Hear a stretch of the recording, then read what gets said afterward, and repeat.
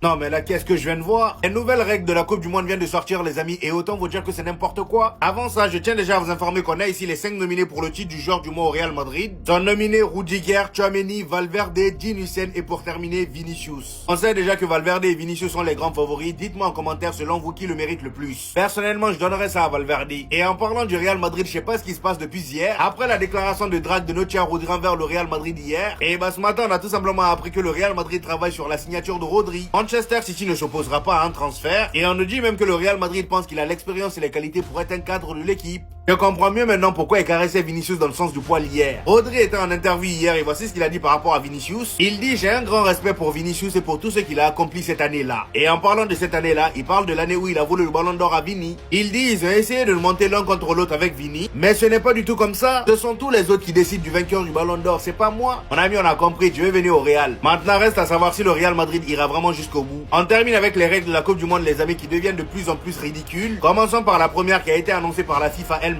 La première est le remplacement rapide. Le joueur remplacé dispose de maximum 10 secondes pour quitter le terrain. En gros là si je comprends bien, tout le monde doit se transformer en flash. Parce que s'il met plus de temps à sortir sur le terrain, et bah son remplaçant va attendre 1 minute de plus. Comme ça son équipe va jouer en infériorité numérique. Est-ce que vous vous rendez compte de la folie? C'est pas fini. La gestion du temps sur les remises en jeu, là par contre c'est très bien. Un chronomètre de 5 secondes sera appliqué pour les touches et les dégagements. Dépasser ce temps entraînera la perte de position de balle. On nous dit aussi que la VAR pourra examiner les deuxièmes cartons jaunes entraînant une expulsion, ainsi que les corners accordés à temps. Tout ça là pourquoi? Laissez-nous profiter de notre football.